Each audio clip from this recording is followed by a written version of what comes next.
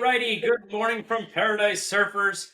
My name's Crypto Amaru. We got Nick Nostradamus, the hitman in the house. Very pleased to bring to you guys and introduce to you guys a project that's near and dear to our hearts. We work with them for some time now. We got the founders of RhinoFi with us. I think it's going to be one of the next big launches on PulseChain. We're going to talk about what is RhinoFi, why RhinoFi, what makes it different, unique. Before we get into that, a quick little sort of anecdote. When these guys first came to us and did their presentation, what I absolutely loved about it was that they had identified the problems with various DeFi protocols on PulseChain and outside of it and said, here are our solutions to, boom, this problem. Here's a solution. That problem. Here's a solution. I love that mindset. These guys are builders. They're grinders. So very pleased to have Derek and Roger, the founders of RhinoFi. Welcome to the show, guys. Let's start with just some brief introductions, like who you are, your background in crypto, and then we can get into the nitty-gritty of RhinoFi. Yeah, Derek, go ahead. Derek. Lead us off. Yeah, my name is Derek, and I've been in Hex since 2020 and day one PulseChain, and really been watching the community and learning DeFi for years, and meeting founders and really enjoying the space and learning about crypto for at least on the PulseChain side. But I've been in crypto since 2017, and my video just locked up again. Sorry about that. And yeah, Roger and I have been friends forever, and we wanted to build something, and we racked our brains and studied projects and figured out what we were going to do, and came up with RhinoFi. Yep. And yeah, so Roger, I am like Derek, we're buddies for over 15 years now, and we're both day one Pulse sacrificers. Hex even before that, so big PulseChain believers, and big believers in a project called SolidX, which is one of the things that we buy and burn as part of our protocol. Both diamond-handed, and we're looking around, we're thinking there's a lot of cool projects out there, but there's also a lot of shitty ones, right? There's a lot of places where people are dropping the ball, and we brainstormed. We came up with a lot of ways that we could come up with something unique, but we really wanted it to be special. So we almost built a new category of crypto through our defend mechanism. So that's what we're most excited about with RhinoFi, is how it can defend value for long-term holders. It looks like you're muted, Nick. In a short synopsis, like, what is RhinoFi as a project? Is it a meme coin? Is it a utility project? Is it a DeFi yield aggregator? Like, what is RhinoFi? Why should people be interested on PulseChain to get involved, or why should people bridge over to PulseChain to be early to the launch of RhinoFi? Well, I think what's really nice and unique about is all of the projects try to figure out how you can have sustainable long-term value for holders. Like that's, and even for meme coins, their idea is, well, we can market and build this community over the long term, and it's going to be a great investment. When you go more towards utility, where the functionality benefits the holders, you have to think of ways that you can extend that long-term value so you can have up into the right charts. That's what all the tokenomics struggle to do. And we weren't going to launch something unless we felt we had a very strong narrative on how to do that. So that's exactly what our defend mechanism is. It really fights for long-term value and preserving it for holders. Yeah, so why don't we dig right into that? Because I'm intrigued, right? And I know you've gone over the notion of the combat token, which is a really cool concept you guys came up with. You've talked to me about these things before. Yeah. Let's talk about some of the innovations you guys cover. Actually, let's start with the problems, right? The problems you've identified, particularly on PulseChain, and then some of these solutions that you guys have come up with. Well, the problems, there are general problems, and then collectively solving them happens to extend that long-term holder value, right? But some of the problems are direct, like, when you look at going through our website, we've identified trust or lack of trust, poor tokenomics, poor momentum, a bad narrative, and poor community management, right? So those are kind of the areas. And on our site, if you go to rhinofi.win, we break down our 4 solutions. If you scroll down a bit, we do break down our 4 solutions for each of those topics. So like right there, trust, we're verified, we've got burn liquidity, proven team, we're doing a fair launch. So, one of the things that make it fair as well is we paid for this project in cash. So we didn't have a lot of tokens that you'll see a lot of these projects where different wallets will have large amounts of tokens because they didn't pay for it with cash. They paid for it with people that are waiting for it to launch so they can dump to get their value out of building it. So just some of those things you really have to look into with these projects and make sure you're doing it right so your holders can actually realize that value themselves, right? But the biggest things, I mean, we've got so many things that add to the value of a holder. Like, for instance, we have giveaway pools, and we have between that and let me see what we've got: giveaway pools, liquidity burns. There's a lot of stuff that people do that our projects have done that are really, really good, right? And then there's things that we wanted to add in. Are you guys familiar with LP providing and that side of it? How do you guys explain that with your audience? Yeah, we are familiar with LP provision. Obviously, you don't need to LP provide for the Surf token per se, but we do have collaborations with emit farms. So there is like a Surf emit pool and a Surf top hat pool where you got to provide LP in order to earn APR. And RhinoFi is kind of serving as a platform to produce these yields and reward and incentivize people to LP with the RhinoFi token, it appears. And you guys do have this 5% burn mechanism for a token tax that many people are familiar with in our community, because Surf has the same 5% buy side and 5% sell side tax that you guys do. But it seems like you guys are using some of this taxes to actually provide rewards for LP providers, and that's to incentivize to lock up liquidity on your platform. Is that correct? Yeah, and so not only are you earning the yield on the LP, but you're actually getting reflection rewards. So you can go into a pool and still get paid as if you're just a token holder, right? So you can still get rewards through that, and we've got a few things in place. I don't know where you guys want to dig in. I don't want it to be too boring and go into the technical too much. Well, I guess the first question but when you want us to, we're happy to. Yeah, I guess the first question was, what is the utility of the token? And it looks like on the surface level, if you buy a RhinoFi token, you're buying a token that can be utilized on a yield generating platform, plus has some meme utility to it, is what we call it at Surf, because you guys do have the Rhino mascot, which is pretty cool. Oh yeah, that's cool. If you just hold the token, you get 2.25% of the token taxes and reflection rewards. If you hold the token and provide LP, you get extra rewards because you get an additional your prorated amount of this 0.75%, so it's enhanced a little bit. That's right. And then it looks like there is some deflation to Rhino as well, because 1.2% of the tokens are bought and burnt from these token taxes, which is really cool. And then you do auto add to LP as well. So on a surface level, it looks like these token taxes are used to benefit Rhino token holders in many different ways. Here I see 3 different ways. So that's pretty interesting. I guess, how are you deciding how the LP works? Who can be rewarded with the LPs? And then is there any other incentive for people to hold or solo stake the Rhino token itself? I guess that's where these reflection rewards come in. Yeah, so there's a couple of things when we were problem solving, and really the core of what a combat token is when I said defend value, right? Well, one of the ways from a tokenomics perspective, there are 2 really key unique things that we have in place. So we have a dynamic sale tax. So essentially on the protocol, we can enter in anywhere from 1 to 21 days where the sell side of the tax, right, starts at a higher amount in everyone's wallet and then decreases over time.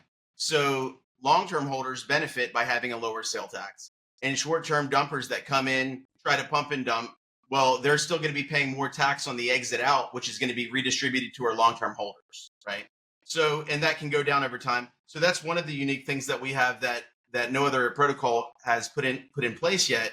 And this is on a per wallet basis. So everyone that's new into getting Rhino tokens, immediately you go through that wallet and just keep it there. You're always going to have the lowest sale tax after, I believe it's 21 days, right? So, and another one is the charging wallet. So if you go back, you were looking at our token supply. So this is very, very key here. So 50% of Rhino tokens go into a completely decentralized charging wallet that gets operated with by our contract. And that is in place to defend long-term holder value by earning half of those holder fees and then over 28 days. And then it adds it to a buy and burn, all of those pulse rewards. So it will buy and burn 50% off of the market of Rhino tokens. So it's constantly buying and burning on what it's earning. What's really unique is that we're holding ourselves accountable as a protocol, that we have a goal to earn 500 million pulse every 28 days. And if we fall short of that, we're still defending long-term holder value by burning from that charging wallet up to 10% of its core balance. Okay. So that way it shifts those rewards that the wallet would be taking, and it shifts it to the holders. Yeah, I love that concept. Well, first of all, let's talk about the dynamic sell tax. Very, very clever. Encourages long-term holding, and of course, recycles any rewards that the short-term sellers have paid for, and recycles them back into the ecosystem, brings it to the hands of long-term holders. Look, to me, the name of the game in crypto, like you've alluded to, is, I like you say, defend value, but it's really, to me, it's incentivizing long-term holding. That's like right. At Surf, we do it in a slightly different way because we got like the private group, and people there get various benefits. So that's why they're holding, and that creates a floor, and so on and so forth. You guys are doing more of a DeFi sort of way. Yeah. But at the end of the day, it's the same idea. It's let's incentivize people to hold. That's right. For this cycle has been plagued, I think, with short-termism. Maybe a pump.fun phenomenon, maybe something else. I don't know. But if you can just get, even 10 or 20% of people who otherwise would have been short-term to now be long-term, that's, how much more on the market cap, because that kind of builds on itself. So I love what you guys are doing. You hit it on the head right there, because when we were researching the projects and what we needed to improve, you see so many projects have this huge pump and they never recover from it, right? It's this, everyone just wants to get their quick hit off of a project. And then what?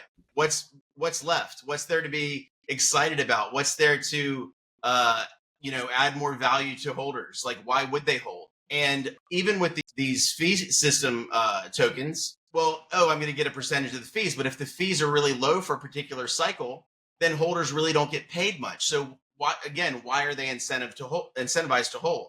So for us, we hold ourselves accountable. If we don't market and promote and get activity through our system, through our protocol, to earn enough fees to keep everybody happy, well, we're going to give you a higher percentage of the rewards by burning from our base wallet. So, it's all to encourage, like you said, that extra 10, 15, 20% of people that otherwise would have just gotten out of a project and gone to the next one. That helps our chart more consistent and stabilized for long-term holders over a longer period of time. So to be the pessimist in the room, there's going to be people looking at this and be like, okay, well, this is a lot of tokens. Only 25% is going into liquidity. Is there vesting, or what's the plan with this 8% of marketing, 2% in giveaway, and 15% in team? That's a potential big sell pressure on the market. You already addressed the 50% in the charging wallet. That's kind of functionally locked. It's going to be used to accrue PLS rewards so that every 28 days there's a massive buyback and burn of the RhinoFi tokens. If that doesn't happen, 10%, up to 10% of that per month is going to be given out into the ecosystem to the holders of RhinoFi. But what about this team component, this giveaway, this marketing? Is there like vesting to those? How can we trust that they're going to be used well and we don't get dumped on by whatever that is, 20-something% of the supply?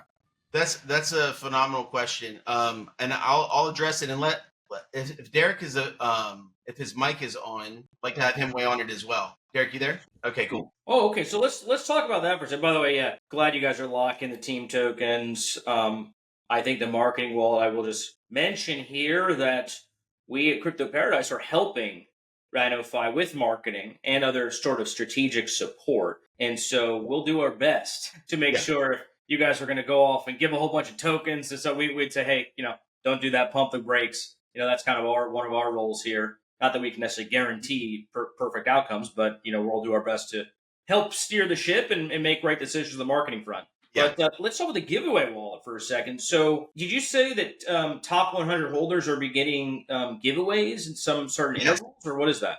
Absolutely. And we have it. So we have a leaderboard on our website. And right now it's just like a placeholder since we're pre-launch right now, but it'll be a live leaderboard that essentially tracks our top 100 holders. And then every time our giveaway wallet accrues $1,000 in fees, which should hit pretty regularly, we will distribute that up to 3 to 5 holders. I believe we've got a lottery. So if you're in the top 100, then there'll be a lottery drawn every so often, and then they'll get like $50 or like whatever, $100. That's right. So if you were to take a position and just let's say you just wanted to get into a project, ape in, like this is kind of what Derek and I do from the investor side. We find a project we like. We do want to be in it for the long haul if it has all the mechanics that we want. And let's say you aped in, you were top 100, you were collecting your auto rewards that would auto deposit into your wallet of our rewards tokens.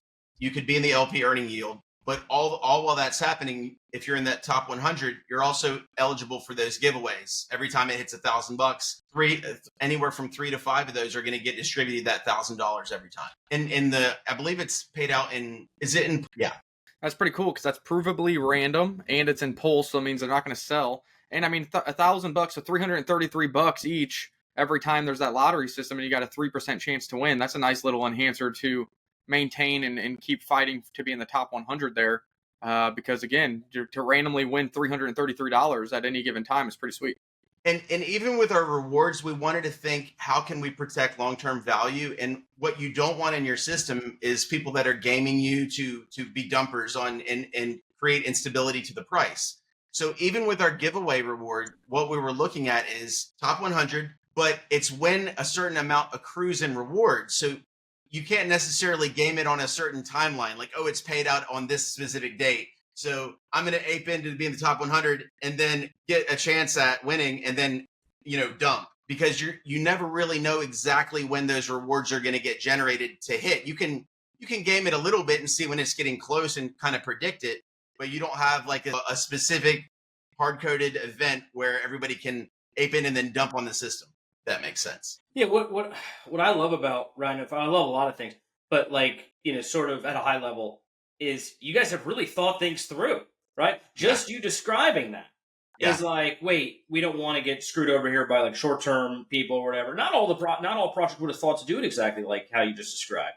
Right. So to me, it's that mindset that's kind of permeating the project. Like, how do we kind of dig into these details and make sure even the details make sense for long-term success? So great mindset. I love the mechanics, the rewards, the charging wallet's dynamic, the sell tack is dynamic, LP rewards. I mean, there's a lot to like here on the DeFi front.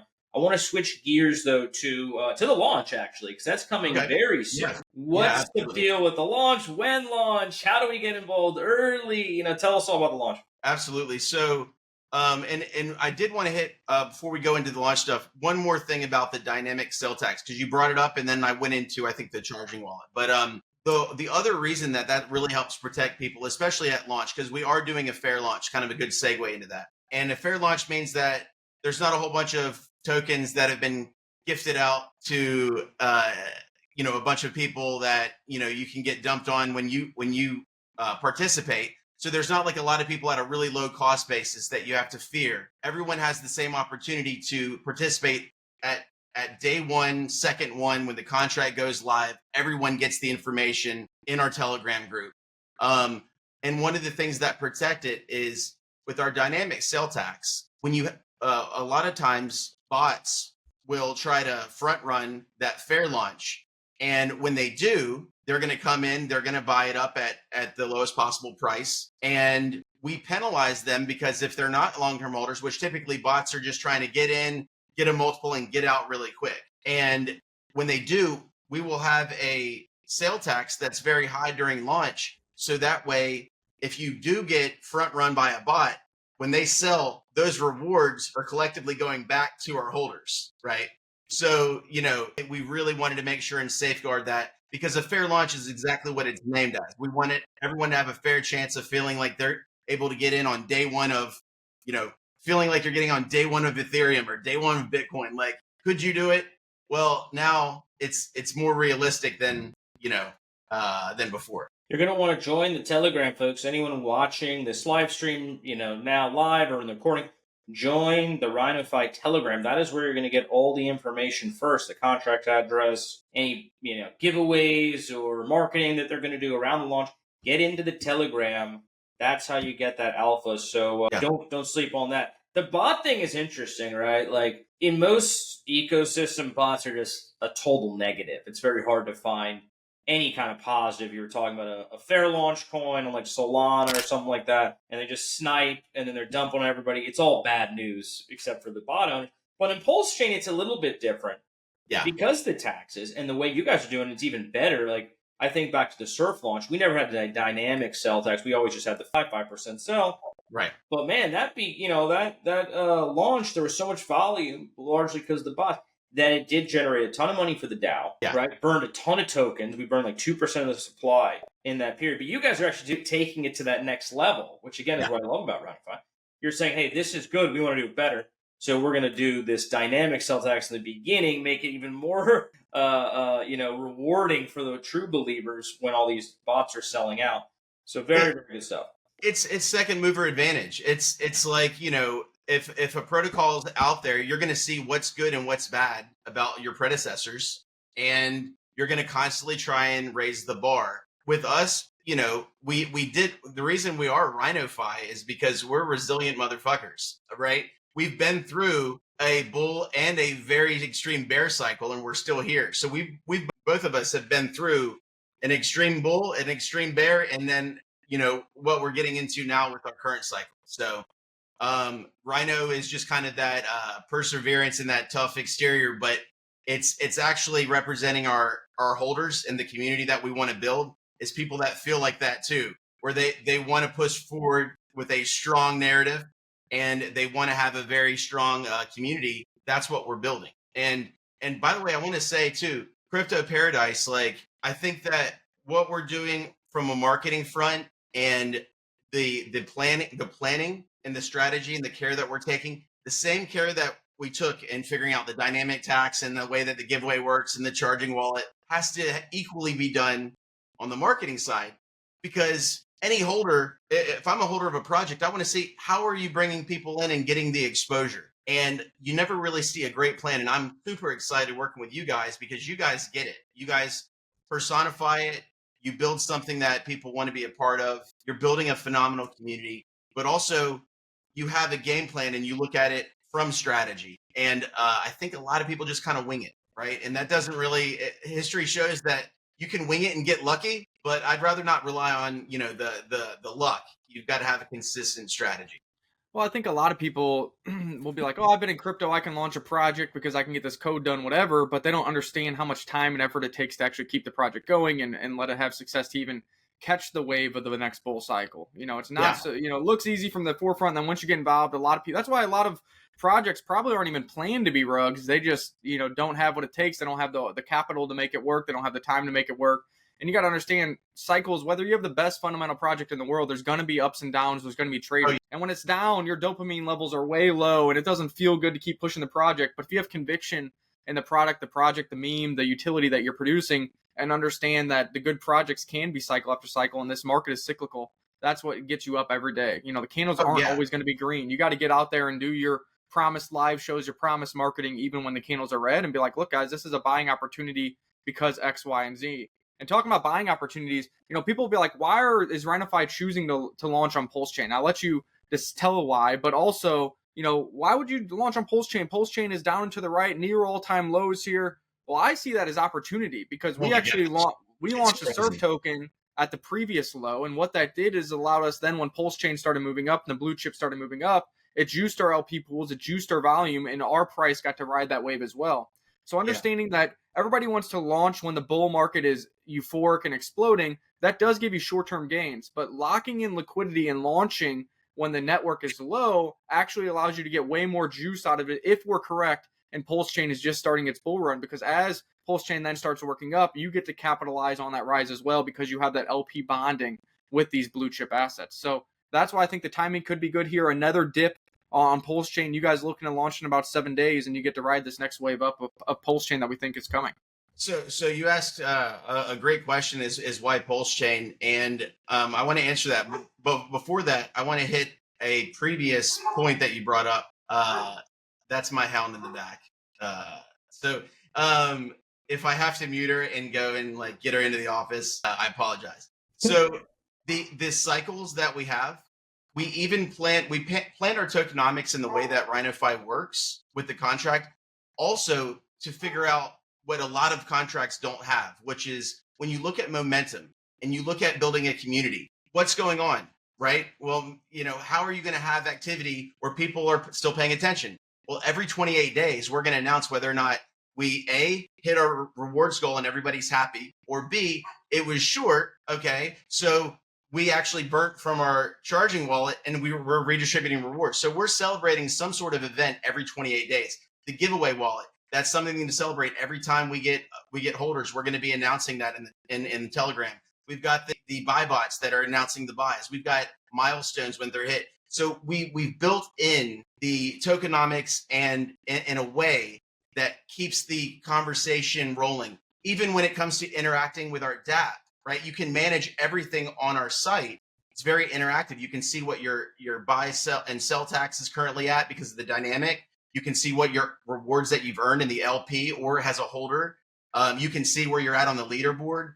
You can be in our community, seeing what's going on there. So we designed everything in a way that it's not just you launch and then, we want to be able to have people adopt a rhythm and a flow of what RhinoFi is doing for long-term holders. So I just wanted to touch on that before PulseChain. I thought it was an important aspect. It's PulseChain is a disruptor, and when it comes to what you're looking at for a chain and where you want to be, they understand market. PulseChain has an ecosystem, understands building and marketing.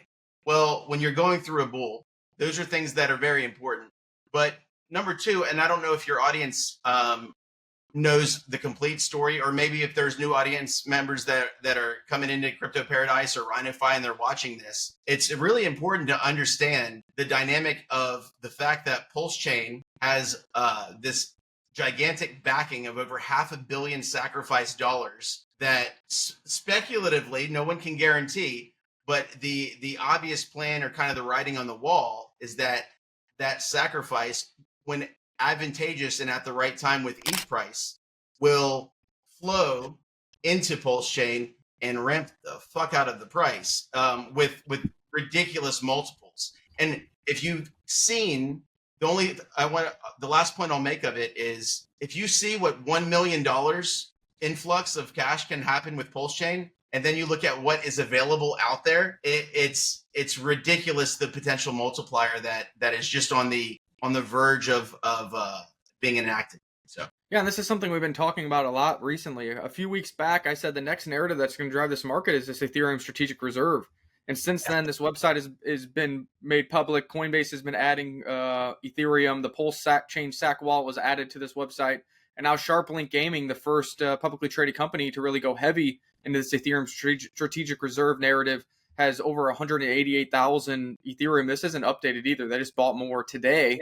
There are over 190,000 ETH. And then yesterday on CNBC, Tom Lee, and he announced that he's going to be on the board for a Bitcoin mining company that's putting $250 million into Ethereum to start their own Ethereum strategic reserve. And that's a publicly traded company as well. So all the pieces are falling into place for an Ethereum strategic reserve. And that provides speculation for PulseChain, because why? The PulseChain SAC wallet owns hundreds of millions of dollars with the ETH, has LP bonding with Ethereum on the PLS side and the EHEX side, which helps price as well. So this is kind of the domino effect that can happen. If Ethereum starts to do a 2x, a 3x, a 4x, PulseChain can do many multiples of that. And good deflationary utility projects on PulseChain are going to really ramp up, ride that wave of green candles. The token economics are going to come into play. And if PulseChain is doing 10x, 20x, 30x, these good altcoins like maybe RhinoFi, maybe a Surf, maybe a PTGC are going to do 20, 30, 40, 100x returns on top of PulseChain's performance. So exciting things are coming. This is a speculation we're talking about. And now the Ethereum strategic reserve is coming into play day by day. New people announcing the idea, new companies announcing the idea. This is what sent Bitcoin above 100,000 to new all-time highs while retail isn't even involved. That is because institutional players and companies have a ton of money and they have long-term time horizons. If these types of people and companies and businesses start buying and holding Ethereum for its yield, the price will go higher. I know it's mundane. It's not fun now. PulseChain's down and to the right. Ethereum's stuck at 2,400. Retail and euphoria isn't here. But if you position yourself nicely into projects and the speculation, and we're right on the speculation, well, it's going to be a fun ride. Well, and there's 2 points that I think are really good to note about PulseChain. Both of those points are with Richard Hart. If you know anything about Richard Hart, you know that love him or hate him, he's got an ego, and love him or hate him, he's a brilliant motherfucker, right? So an ego, brilliant motherfucker, access to $500 million in ETH, and his lifelong work in Hex and Pulse is being outperformed by Ethereum, which he holds $500 million of.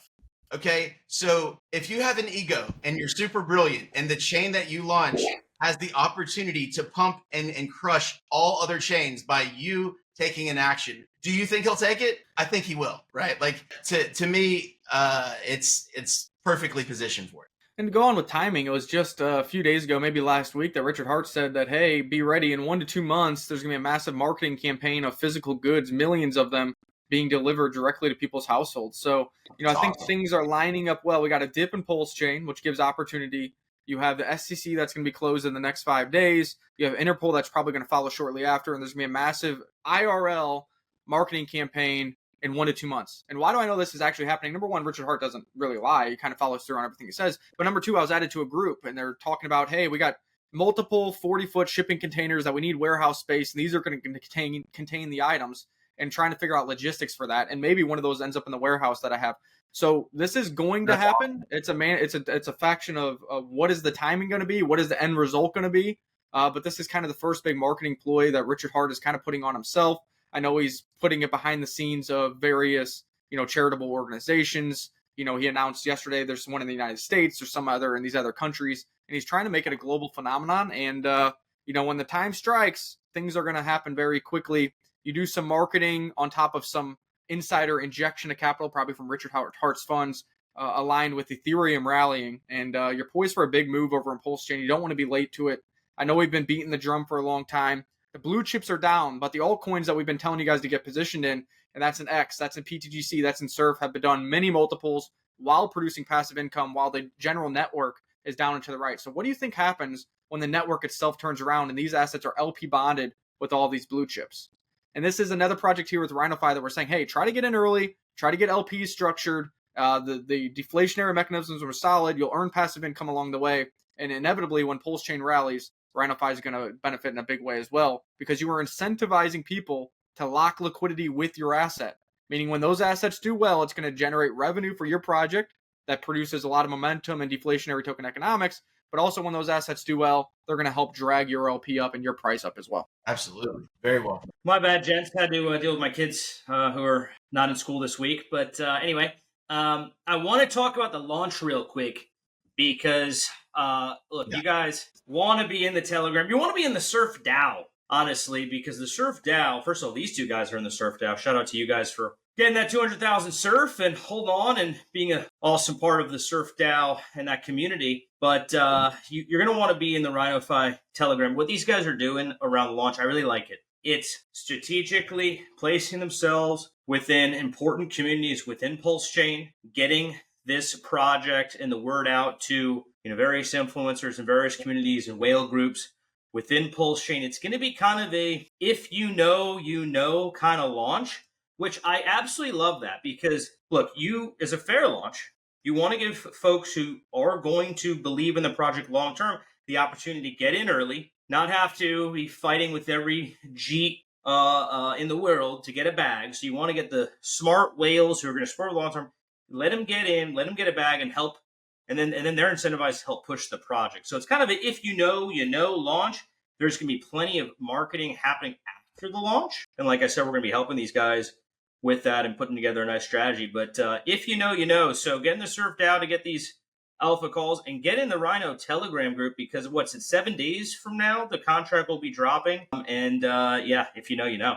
Yeah, we've got a countdown right at the top of the page. I think we're at 7 days, 1 hour, 42 minutes, 52 seconds. Enough time to get in the Telegram, ask your questions. We'd love to have anybody who wants to come in and bring some good energy and want to park their funds in something for the long haul that can earn, right? So that's what we're building. Yeah, and for folks who are like, when marketing, when this, there is a plan, there is a strategy. There's going to be plenty of activities, marketing events, maybe giveaways, KOLs, coming on board after the launch. But I'm a firm believer in, saving a lot of that ammo for after things have kind of settled. Let the dust settle. We'll see how high it goes at the time of launch, just based on the hype that's generated on the launch. Let the dust settle. Let the folks who are just short term, never really cared about the project much, they can exit out, get some taxes out of them on the way out, and then you start to do the secondary push, more of a sustained long-term push at that point. So yeah, I'm looking forward to work with you guys. I think this is a real gem. I think people on PulseChain are going to gravitate towards it because you're bringing a lot of unique innovation to PulseChain, right? And solving some of these problems that have been prevalent among other protocols on the network. So I think it's going to be a big winner, big hit. Any other topics we want to cover today? We'll be having these guys on again very soon, but any other topics we want to cover today before we jump, guys? I think this was a great intro to the project. Thank you for inviting us on and the energy behind it, because, you know, when you're in build mode for months and financing it yourself and putting your money where your mouth is. And, you know, it's nice when you look back and you're like, okay, we built something great. It was worth all of the struggle and the work that went into it.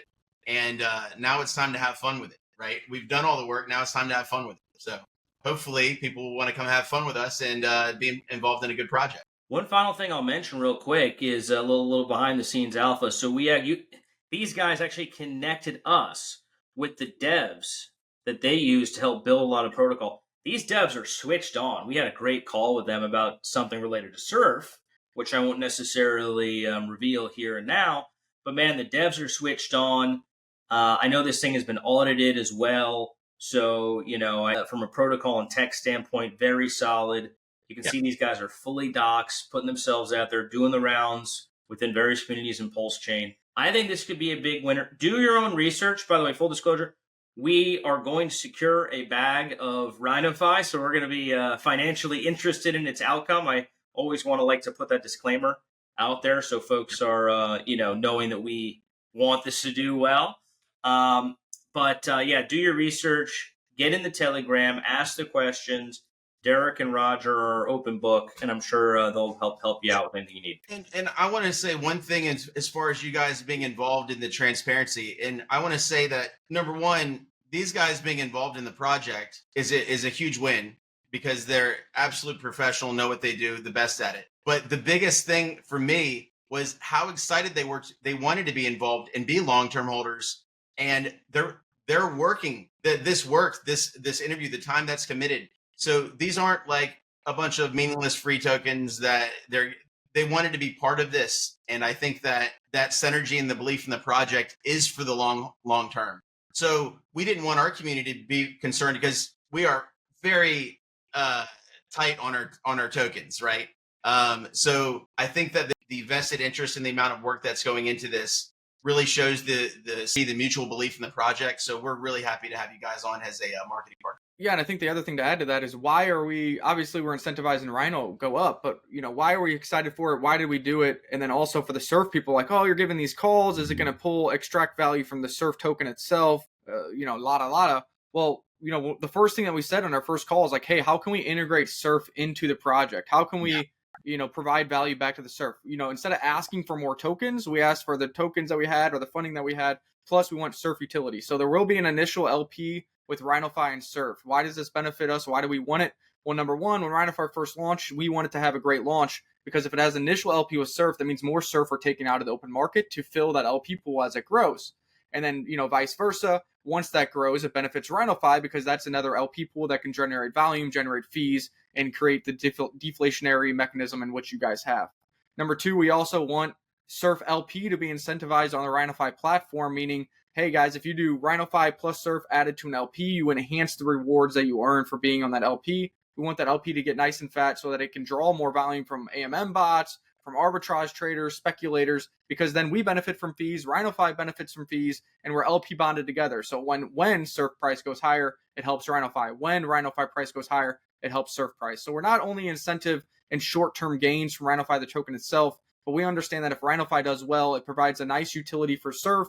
It provides buybacks and burns of Surf, and it provides initial LP of Surf, which will constantly suck more Surf off the open market if RhinoFi is outpacing the general market as well. So that's what we're looking to do with RhinoFi. We've kind of hinted at this at some spaces, and in 7 days, we're going to see it in action. You're going to see in real time how LP bonding with these new projects that do very well can benefit not only the Surf token, but the RhinoFi holders as well. Right. Absolutely.